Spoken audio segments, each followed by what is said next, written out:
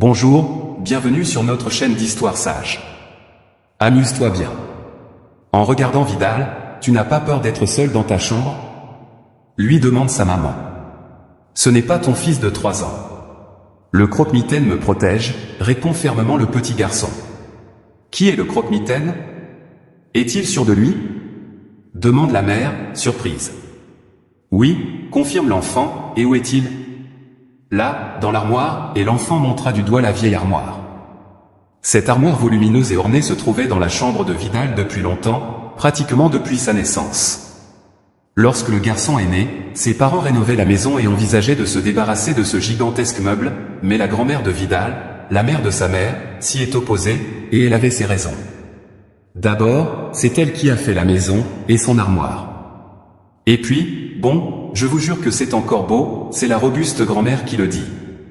Elle n'est pas neuve, mais c'est du vrai bois. Il survivra à tout le monde. Je vous garantis que même les petits-enfants de Vidal y garderont leurs vêtements. Je la veux, murmure le père de Vidal à voix basse. Qu'est-ce que tu as dit, mon gendre?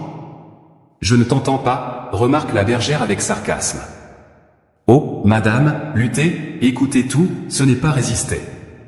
C'est juste lourd. Il a probablement pourri il y a longtemps. Comment oses-tu, Hugo? Vous avez survécu à la rénovation. La vieille dame ne trouve donc pas les mots pour défendre son meuble chéri. Eh bien, dites-nous, madame, battez-vous. C'est quoi un cercueil? Hugo taquine volontairement sa belle-mère, c'est comme un cercueil, Hugo, cette armoire est encore plus solide que moi, répond la vieille dame.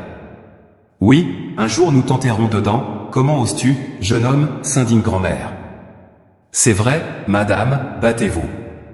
Je pense qu'il est temps que tu te prépares à partir, je vais aller quelque part. Là où la vieille dame ne comprend pas le sarcasme. Au cimetière, madame, battez-vous. Vous êtes ici depuis trop longtemps, ricana Hugo. Je vous demande ouvertement d'être plus respectueux, jeune homme, et d'ailleurs, combien de fois dois-je vous le dire? Ne m'appelez pas avec autant de désinvolture. Qui suis-je pour vous? Vous vous battez avec les restes de la courtoisie. Vous m'appelez par mon prénom, alors prenez la peine d'utiliser votre forme complète. Je ne me bats avec personne, je suis la lumière du berger. Alors il faut que quelqu'un se prépare à m'accompagner à l'école. Pour aller au cimetière. À propos, le pasteur a déclaré avec fierté qu'elle faisait partie des intellectuels ruraux. Elle avait enseigné à l'école de la ville pendant de nombreuses années et avait récemment pris sa retraite. Dès que sa fille a reçu l'heureuse nouvelle qu'elle attendait un enfant, le pasteur a démissionné de son emploi bien-aimé pour s'occuper de son petit-fils. Il ne se doutait pas que cette nouvelle étape de sa vie commencerait par des événements aussi sombres que des travaux de rénovation et la mise au rebut d'objets qui lui sont chers. En fait, la pasteur ne vivait pas dans la même maison que sa fille, son gendre et son petit-fils. La maison lui appartient officiellement. Mais elle vivait à proximité de l'école, dans un confortable appartement attenant à celle-ci. Le directeur de l'école l'avait offert à Madame Pastora il y a longtemps, lorsque sa fille s'était mariée. Et l'ancienne institutrice cherchait une maison à louer aux futurs mariés. Elle croyait fermement que les jeunes devaient vivre séparément. Et que les personnes plus âgées ne devaient pas gêner la jeune famille.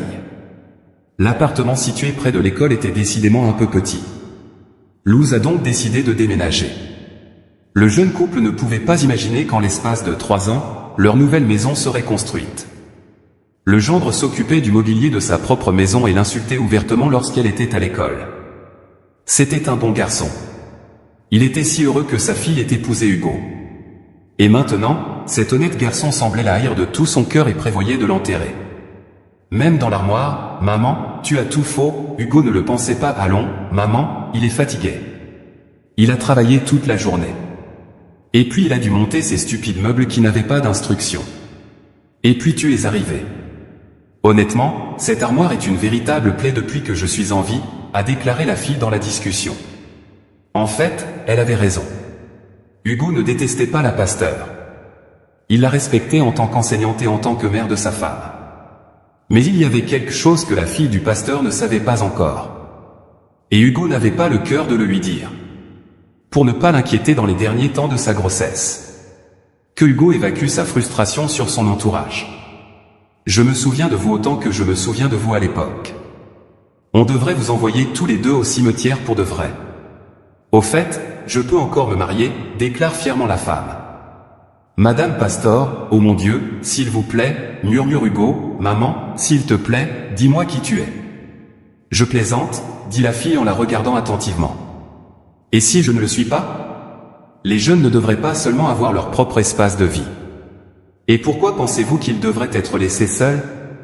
Triomphant, le craintif Hugo marmonne pour lui-même. Voilà le secret qu'il n'avait pas prévu de révéler à sa femme il y a quelques semaines. Sa femme avait envoyé Hugo livrer quelque chose à sa mère. Hugo est arrivé à l'improviste et a littéralement surpris les aînés en les embrassant. Cela ne devait pas être un drame, mais le pasteur avait choisi Monsieur Silva. Ancien professeur d'éducation physique et homme à tout faire de l'école. Comme fiancé. En fait, le grand-père d'Hugo arrive, mais lentement. Une ville et une école ne sont plus le fruit du hasard. C'est un modèle. Ils sont tous liés. Hugo n'y voit pas trop d'inconvénients. Mais la fille du pasteur n'était pas du même avis. D'où lui vient l'idée qu'une femme âgée doit s'asseoir sur un banc et tricoter des chaussettes. S'occuper de ses petits-enfants. Les questions ne s'adressaient qu'au pasteur. Qui a mis de telles idées dans la tête de sa fille? Personne d'autre qu'elle-même.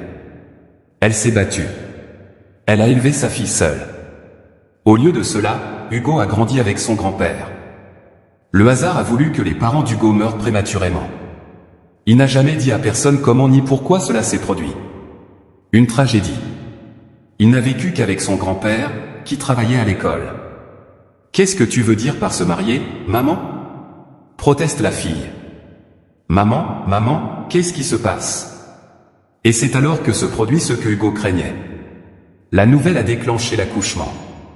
Mais heureusement, elle n'était pas prématurée. Pendant que sa femme était à la maternité, Hugo était à ses côtés. On lui a demandé de changer l'armoire de la chambre du bébé pendant que Vidal était petit. Il se moquait bien de ce qu'il y avait dans sa chambre. Maman, s'il te plaît, ne te bats pas avec toi, Hugo? Bon, tu t'es pris les pieds dans le tapis avec l'armoire. Emmène-la vite dans la chambre de Vidal, dit sa fille, luttant contre ses contradictions. Et c'est ainsi que la vieille armoire fut installée dans la chambre de Vidal. Ce sera la 3e génération de la famille qui se souviendra de cette armoire depuis sa naissance. La vie passe. Hugo continua. Il ne se préoccupe plus de la vieille armoire. Elle était là, tout simplement. Et l'histoire d'amour entre Madame Pastora et Monsieur Silva ne dérangeait personne. Suite logique. Quand la maman de Vidal est sortie de la maternité, elle a catégoriquement refusé d'entendre parler du remariage de sa mère. Surtout pas le grand-père de son mari. Oh maman. Comment peux-tu? Il est plus âgé que toi, dit-elle en fronçant les sourcils comme si j'étais une rose fraîche. Ta mère, Hugo, est aussi plus âgée que toi. Je veux que tu t'occupes de ton petit-fils au lieu de faire des bêtises. Tu sais qu'il y a un dicton qui dit qu'il n'y a pas d'imbécile. Comme un vieux fou. Mais Luz n'allait pas abandonner. Elle et Monsieur Silva ont continué à se voir en secret. C'était en quelque sorte amusant. Ils se sentaient à nouveau jeunes. Comme des adolescents échappant aux réunions secrètes de leurs parents. Mais maintenant, ils se cachaient de leurs enfants et de leurs petits-enfants. Et même de leurs arrière-petits-enfants pour Monsieur Silva. Et de n'importe qui d'autre. Les personnes âgées ont donc commencé à envisager la possibilité d'officialiser leur relation par un mariage officiel. Mais si ma fille s'y oppose, Sandro-Lu, s'inquiète-t-il. Bien sûr qu'il va se battre, permettez-moi de vous le dire. Mais je ne peux pas, rappelle-toi qu'une femme aussi instruite et intelligente n'a pas pu l'élever correctement. Monsieur Silva interrogeait sa propre fille. Peut-être était-il la seule personne dont la lutte pour le nom de famille sonnait doux et agréable à ses oreilles. Elle ne l'autorisait qu'à l'appeler ainsi. Pour tous les autres, elle était un poids-plume. Oh Sandro. Je me le demande aussi. Peut-être parce que toute ma vie, j'ai été occupé à élever les enfants des autres, avait répondu Luz avec tristesse. Et maintenant, c'est arrivé. J'ai peur de ma propre fille. Oh, n'aie pas peur. Où ira-t-elle quand nous serons mariés? Elle ne nous forcera pas à divorcer. Ces règles et ces lois n'existent pas, Dieu merci. Nous n'avons pas besoin de votre permission, Rio Sandro. Personne ne savait ce qu'il voulait dire. Des couples mariés plus âgés. Ils ont supplié en larmes le conseil municipal de ne pas révéler leurs secrets lorsqu'ils ont déposé leur demande. pour se marier. Et 2 jours avant le mariage, le marié a disparu. Soudainement. Étrange, pensa la mère de Vidal en fermant la porte de la chambre. Le fils. En général, à l'âge de 3 ans, l'imagination d'un enfant commence à se développer. Et les enfants commencent à avoir peur du noir. Ils imaginent divers monstres dans l'obscurité qui se transforment à partir des dessins animés et des livres d'histoire qu'ils ont entendus. Ou encore des jouets mal fabriqués qui peuvent effrayer ou surprendre un enfant. Mais Vidal était comme un super-héros. Il dormait sans lumière, la porte ouverte. Le croque-mitaine veille sur moi, dit Vidal en souriant gentiment. Qui est le croque-mitaine, demande sa maman. Non, il ne veut pas le savoir. Personne. Il ne peut pas parler et il vit dans l'armoire, répond le garçon en souriant. Maman regarde le vieux placard avec méfiance. Elle pense à l'ouvrir et à jeter un coup d'œil. Regardez à l'intérieur. Mais est-ce qu'un parent a déjà cru qu'il y avait un monstre sous le lit de son enfant? Pour une raison ou une autre, tout le monde croyait que les enfants inventaient toutes sortes de bêtises pour se tenir éveillés. Vidal n'est pas de cet avis. Mais quelque chose l'empêche de regarder à l'intérieur de l'armoire. S'il s'occupe de toi, c'est que tu dois être bonne. Et il ne te fera pas de mal, dit sa maman. Elle l'a embrassé sur le front et l'a bordé. Bonne nuit, mon chéri. Bonne nuit, maman, dit Vidal. Mais c'est toujours comme ça. C'est étrange, un croque-mitaine, pensa sa mère. Les enfants ont généralement peur des croque-mitaines. Mais celui-ci se dit médecin. J'aimerais bien voir ce croque-mitaine. Cela faisait environ 1 heure que Vidal s'était endormi. Et sa mère décida de vérifier qu'elle se faufilait bien dans la chambre de son fils. Et soudain, il a claqué la porte. Ce n'était pas la peine. Allumez la lumière. La lumière de la lune passant par la fenêtre baignait la pièce de sa splendeur magique et argentée, et tout était clairement visible. Il y avait la petite chaise où les jouets étaient éparpillés, et il y avait Vidal qui dormait paisiblement dans son berceau. Il semblait que le croque-mitaine était là aussi. Maman sourit, sur la façade de l'armoire, il y avait un dessin étrange et comique d'un homme dont elle se souvenait lorsqu'elle était enfant. Je voulais être artiste, mais je n'avais pas de chevalet ni de pinceau, dit-elle. Après mûre réflexion, il a collé une feuille de cahier sur le côté de l'armoire et a commencé à dessiner avec des marqueurs. Il a dessiné le portrait de son personnage de film préféré de l'époque, ce cher Tagman, avec un chapeau, un stylo, etc. Je trouvais son dessin assez impressionnant, mais je ne me doutais de rien. Les marqueurs ont pénétré dans le papier et ont laissé une empreinte sur la paroi de l'armoire. Le dessin est resté accroché pendant environ 1 semaine et lorsqu'ils ont organisé d'autres vacances, sa mère a retiré ce chef-d'œuvre et a vu ce qu'il était advenu du vieux meuble. Pour faire court, ils l'ont grondé et l'ont obligé à nettoyer les taches de marqueurs. Elle y a passé toute la journée. Je ne savais pas de quoi étaient faits les marqueurs, mais en même temps, à la lumière du jour, on ne voyait rien, mais la lumière magique de la lune interagissait avec les restes de peinture et le portrait du mousquetaire apparaissait sur le mur de l'armoire. Devenue adulte, maman se rendit compte que le mousquetaire ne ressemblait pas à Tagman. Il ressemblait plutôt à une citrouille tordue dont les bras et les jambes étaient recouverts par les siens, à la place d'un chapeau, peut-être. Vidal s'est réveillé plusieurs fois pendant la nuit et a vu ce portrait au clair de lune, heureusement que le garçon a doté ce chef-d'œuvre de bonne qualité. Maman s'est approchée de la fenêtre et a fermé le rideau pour empêcher le croque-mitaine de troubler le sommeil de Vidal. Mais pourquoi un croque-mitaine ferait-il cela? Où l'a-t-elle trouvé? Ah oui, c'était mamie avec ses contes. Il semble qu'elle ne soit pas professeure d'anglais et de littérature, mais méthodologue en art populaire. Plusieurs fois, elle lui a dit de ne pas remplir la tête de son fils avec des héros épiques, il n'avait que 3 ans, maman s'en est souvenue en admirant son chef-d'œuvre d'enfance dans la chambre de son fils. Il avait laissé son téléphone sur le rebord de la fenêtre, je devais aller le chercher. L'alarme allait bientôt sonner et réveiller le petit Vidal. La femme est entrée dans la chambre, a ouvert la porte et s'est arrêtée pendant un moment étrange dont il se souvient clairement, elle avait fermé le rideau pour empêcher la lumière de la lune de déranger son fils, mais la pièce était de nouveau inondée par la lumière de la lune et le rideau était ouvert. Il semble que Vidal se soit levé pendant la nuit. Elle dit à son mari au petit déjeuner, « Pourquoi crois-tu qu'Hugo a demandé ? Je crois qu'il a encore peur de dormir dans le noir. Alors ferme le rideau pour que la lune te serve de veilleuse pendant que tu dormais la nuit dernière. » J'ai fermé le rideau, mais quand je suis retourné chercher mon téléphone, je l'ai retrouvé ouvert. C'est possible, répond Hugo, pensif. C'était un été chaud et maman avait laissé toutes les fenêtres de la maison ouvertes pour laisser la chaleur de l'été ventiler l'air, mais soudain, pendant la nuit, une brise fraîche s'est mise à souffler. Maman ferma la fenêtre de la chambre à coucher et décida de faire de même dans la chambre de Vidal. Après avoir fermé la fenêtre, elle descendit mais n'atteignit pas le lit avant d'entendre un bruit provenant de la chambre de son fils. Étrange, qu'est-ce que cela peut bien être? La femme revient et s'étonne de ce qu'elle voit. Elle se souvenait parfaitement avoir fermé la fenêtre de la chambre de son fils, mais elle était de nouveau ouverte, un courant d'air ne pouvait pas être tourné, la manivelle dormait calmement dans son berceau. La mère mit sa main sous la couverture et toucha sa jambe, et la jambe de son fils et l'autre était chaude. Non, il n'était pas sorti du lit. Alors, qui ou quoi a encore ouvert la fenêtre? La femme a pris son fils endormi et l'a emmené dans sa chambre, loin de toute protection de Coco ou de maman, tandis que je me suis installé dans le lit de papa et que maman s'est remise à marcher en dormant. Comme je ne m'en souviens pas, Vidal a demandé le lendemain matin, « Non, tu n'es pas rentré. Tu es gentil toi-même. Tu t'es porté dans tes bras et tu nous as amenés sur tes ailes, c'est pour ça que tu n'as rien remarqué. » Mais il n'y a pas de fait, répond Vidal. Eh bien, s'il n'y a pas de fait, il y a des noix de coco, c'est ce que t'ont dit grand-mère et maman. Elle se sent un peu offensée par la remarque de Vidal. Qu'est-ce que vous racontez tous les deux, demande papa, j'ai l'impression que quelque chose m'échappe. Alors ma mère lui a raconté ce qui s'était passé à la fenêtre pendant la nuit et quelques nuits auparavant avec le rideau. Je crois que tu exagères. La maison est un peu ancienne. Il se peut qu'elle soit désaxée.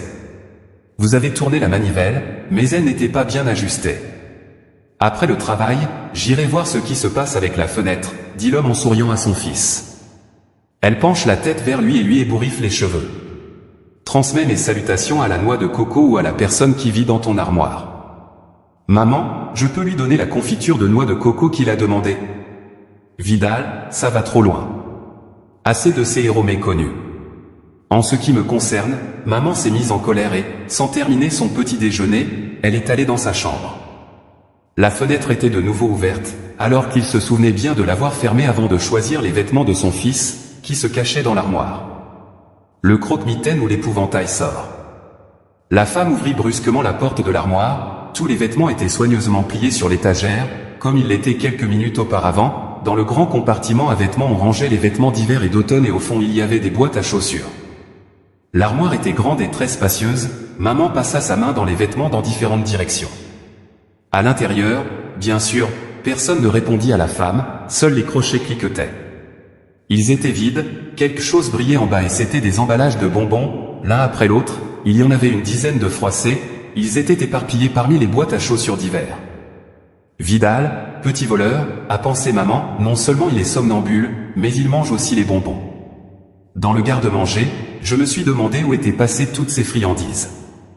Il en avait acheté 1 kilo entier et maintenant que le petit les avait trouvés, il allait probablement accuser la noix de coco et qui pourrait l'en blâmer.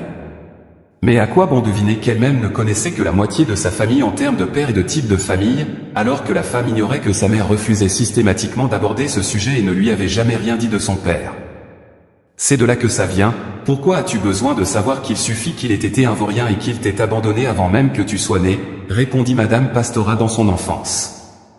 Les paroles de sa mère la mettent mal à l'aise, la culpabilisent, comme si son père l'avait abandonnée à cause d'elle, peut-être. Inconsciemment, il cherche aujourd'hui à se venger de sa mère qui l'a rendu responsable du départ de son père et qui désapprouve sa vie. Personnellement, elle veut juste que sa mère ressente ce que c'est que de passer toute sa vie à se sentir coupable. En grandissant et en se préparant à se marier, elle a soudain réalisé que ce n'était pas de sa faute et que son père n'était peut-être qu'une canaille ou que la faute incombait plutôt à sa mère, Donna Pastora, qui s'est volontairement consacrée aux enfants des autres plutôt qu'aux siens, c'est ma vocation, a dit Luz. Lorsque sa fille l'a réprimandé pour cela, après avoir reparlé de son père avant le mariage, la femme a décidé de vérifier s'il y avait des maladies héréditaires ou génétiques chez lui. Après tout, il n'avait pas seulement l'intention de se marier. Il voulait fonder une famille et avait l'intention d'avoir des enfants, peut-être plusieurs.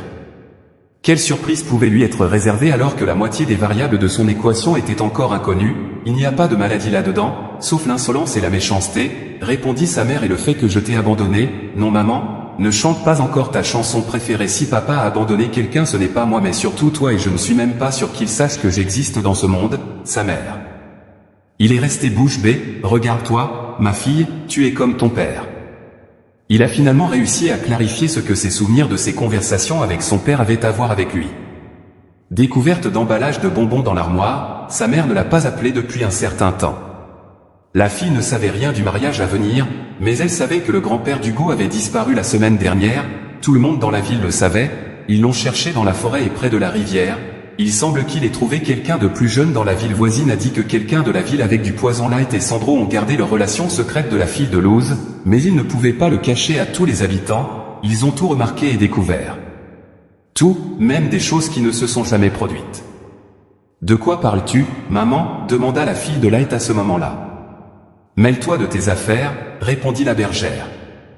Pourquoi as-tu rougi comme ça? Je crois me souvenir qu'à la naissance de Vidal, tu as menacé de te marier, c'est ce que je pense.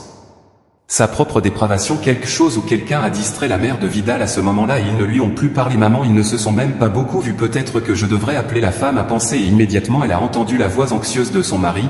Allez, ils appellent et ils disent ta maman est malade, ils l'emmènent à l'hôpital. Ils disent Madame Lucha est en train de mourir, Hugo avait encore le téléphone. Puis la voiture démarre, nous allons à l'hôpital, à la ville et à Vidal.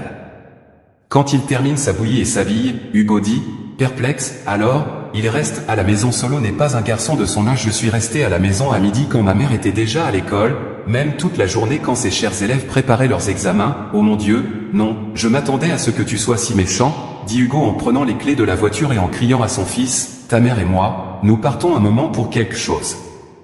Reste seul, n'ouvre la porte à personne et ne te mets pas en travers du chemin. Mêlez-vous à votre croque-mitaine et veillez à ne pas manger toutes les sucreries. Pourquoi encouragez-vous cela? Les amis imaginaires ne sont pas si inoffensifs, surtout dans l'enfance, il existe même un terme pour cela en psychiatrie. Aucun d'entre nous ne sait qui étaient nos parents et comment cela a pu affecter notre génétique. Ah, on dirait que vous lisez les livres de votre mère. Je n'encourage rien, j'ai juste joué avec le petit pour qu'il n'ait pas peur de rester seul à la maison. Et d'ailleurs, contrairement à toi, je sais qui étaient mes amis. Vraiment, des parents? Et qui osera me dire que je ne me souviens de personne d'autre que de ton grand-père, professeur d'éducation physique? Mais je me souviens qu'il nous faisait courir 10 tours autour de l'école, oui. Nous étions en retard, a répondu sa femme en lançant une pique, ils ont arrêté de se disputer. Parce qu'ils sont arrivés à l'hôpital, que voulez-vous dire, il n'y en a pas et il n'est pas encore arrivé, demande la fille du pasteur, on a passé du temps. Un moment où l'ambulance se serait aperçue qu'elle les avait dépassés sur la route. Hugo a protesté, ils se sont assis dans le hall de l'hôpital et ont attendu une demi-heure, mais aucune ambulance n'est arrivée et rien ne se passait. Il y a peut-être une erreur. Appelle ta mère sur une grande qualité qu'ils partageaient tous les deux, ils avaient beau se disputer et se moquer l'un de l'autre dans les moments de crise et d'ennui, ils se serraient les coudes et agissaient non seulement ensemble, mais comme s'ils formaient un groupe. Ils étaient les seuls organismes à se comprendre à demi-mot et à oublier toutes les querelles et les bagarres.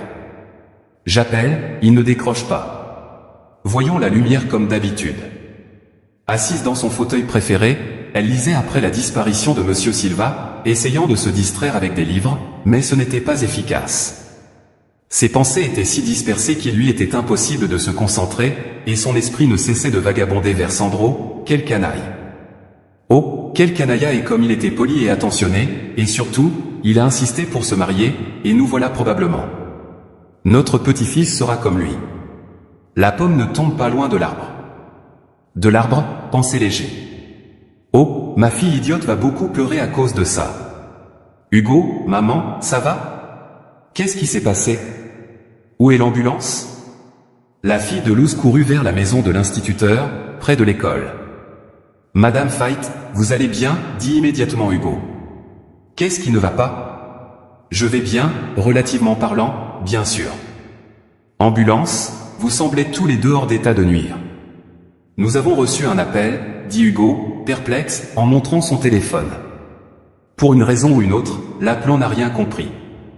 Dit Vidal à la fille de Luz. Enfin, il reprit son souffle en une seconde.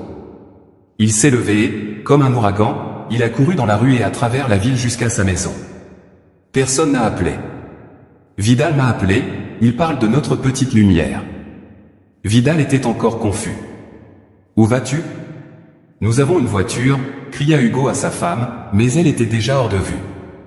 Il faut savoir qu'ils ne vivaient pas très loin l'un de l'autre.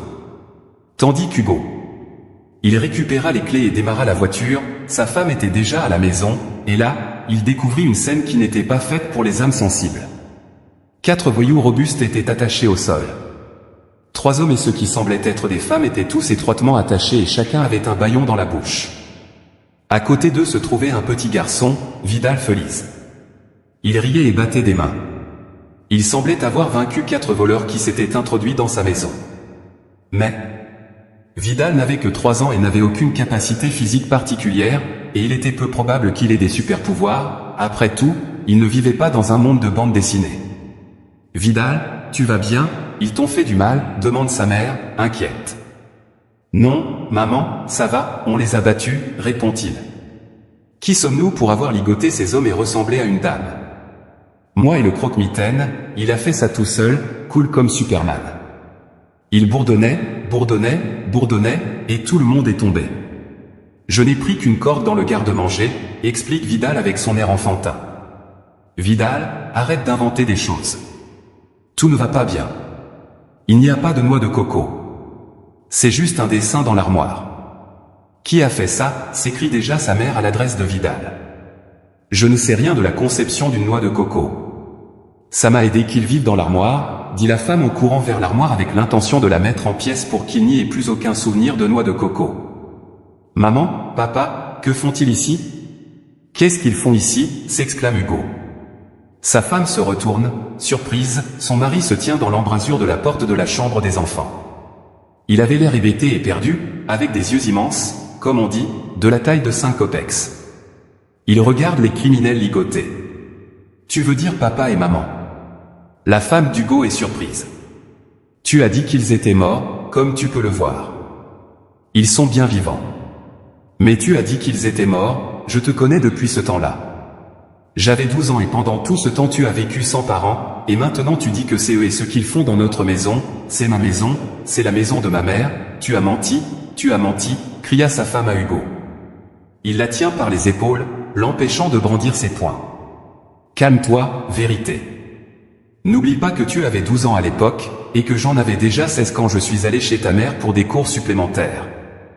Je n'ai pas menti, j'ai vraiment cru qu'il n'était plus en vie, c'est ce que m'a dit grand-père, et si grand-père était là, je l'aurais fait. J'aurais aussi confirmé comment je pouvais savoir ce qu'ils faisaient dans notre maison, peut-être qu'ils voulaient voir leur petit-fils et qu'ils ont amené ces deux-là comme parrains. La femme d'Hugo désigne les 4 criminels. C'est effrayant d'imaginer ce qui s'est passé. Cela serait arrivé si nous avions été à la maison, marmonne l'un des parents d'Hugo à travers son bâillon. Sa femme s'est calmée au bout d'un moment, mais ce qui l'a vraiment aidé, c'est le regard d'Hugo lorsqu'il a vu ses parents ligoter. Vidal Junior, ces messieurs et madame Hugo se tournèrent alors vers son fils, qui était le père Croque-Mitaine. Je le jure. Bon, c'est pas grave de faire le père Fouettard, maintenant ta maman et moi on va appeler la police, ils vont venir chercher les enfants. Bandit, espèce de noix de coco, il ne faut pas leur parler de la noix de coco, n'est-ce pas? Tu ne veux pas qu'ils l'emportent? Réfléchissons à ce que nous allons dire à la police sans parler du Croque-Mitaine, dit Hugo à son fils. Mais je ne veux pas qu'il t'emmène. Et si on disait que c'est toi qui l'as fait? Non, ça ne marchera pas. Bon, on garde le Croque-Mitaine, on appelle la police et ils se débrouilleront tout seuls. De manière surprenante, les forces de l'ordre elles-mêmes sont arrivées rapidement. Dès qu'ils ont su que l'appel provenait de leur ancien professeur, les élèves ont vraiment aimé Donna Pastora ou quelque chose comme ça. Peut-être que c'était juste une journée tranquille, sans crime dans le quartier, et qu'ils s'ennuyaient de leurs devoirs. Ils ont enlevé les corps des criminels, les ont menottés et les 2 parents d'Hugo ont enlevé leur bâillon. Ils ont confirmé son identité, mais ils ne savaient pas que leur fils croyait que le père d'Hugo était mort. Monsieur Silva avait littéralement enlevé sa femme de leur maison. Il s'était laissé aller à l'illégalité de l'alcool et le parti était impliqué non seulement dans des vols, mais aussi dans de nombreux autres crimes. Il s'est avéré que, dès le départ, ils étaient ce que l'on appelle le sweet couple du monde criminel local, une sorte de Bonnie et Clyde qui venaient de s'évader de prison et reprenaient leurs activités criminelles. C'est alors que le grand-père d'Hugo l'a emmené avec lui, alors qu'il avait presque 10 ans, et qu'ils ont déménagé dans cette ville. Son grand-père était athlétique, avait passé toute sa vie dans le sport et avait été facilement engagé comme professeur d'éducation physique à l'école locale et aussi comme éducateur à domicile. Les parents d'Hugo ne l'ennuyaient plus et ne savaient peut-être même pas où il se trouvait. Monsieur Silva a donc décidé de profiter de la situation et a dit au garçon que ses parents étaient morts et qu'il ne voulait probablement pas qu'il sache qui étaient ses parents ou quoi que ce soit d'autre. Le vieil homme a-t-il réussi à élever son petit-fils comme il se doit? Bien que sa femme, la belle-mère d'Hugo, ne l'ait jamais cru, elle n'avait pas vu ses parents depuis 20 ans. Et pourtant, il a été capable de les reconnaître, c'était vraiment un miracle. Il s'est avéré que le coup de téléphone concernant la maladie de Madame Luchat avait été passé par les criminels pour détourner la famille de la maison. Ils n'imaginaient pas que Hugo et sa femme laisseraient leur jeune fils à la maison, et ils ne savaient certainement pas qu'ils entraient par effraction dans la maison de leur fils, sans parler du fait qu'ils avaient un petit-fils, car on dit que les coïncidences ne sont pas des accidents. Lorsque la police est arrivée à la maison, il semble que Vidal ait eu très peur, encore plus que lorsque les voleurs sont entrés. Il n'a répondu à aucune question, si ce n'est par la tête. Personne n'a pu obtenir d'informations cohérentes de la part du garçon sur la personne qui avait ligoté les criminels de manière si professionnelle dans cette affaire. L'un des policiers a dit « Nous allons devoir t'emmener en prison, toi aussi. Si tu ne parles pas, c'est que tu aides les criminels. » Officier, monsieur, c'est mon ami qui l'a fait. C'est un bon garçon, promettez-lui que vous ne l'emmènerez pas en prison, dit le garçon. Soudain, pourquoi l'emmènerions-nous si c'est un bon garçon? On n'emmène pas les gens bien n'importe où, surtout si ce sont vos amis. Ils ont réconforté le policier. C'est le croque-mitaine, dit innocemment le garçon. Oh mon Dieu! Plus la mère de Vidal soupirait de lassitude, plus les policiers se regardaient en souriant. Tout le monde dit que la noix de coco est mauvaise pour vous, mais je sais qu'elle est bonne pour vous, poursuivit le garçon. Et où est ton ami le croque-mitaine?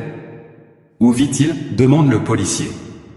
Encore une fois, il vit dans cette armoire, dit-il fièrement. Vidal, sérieusement, comment est-il arrivé là?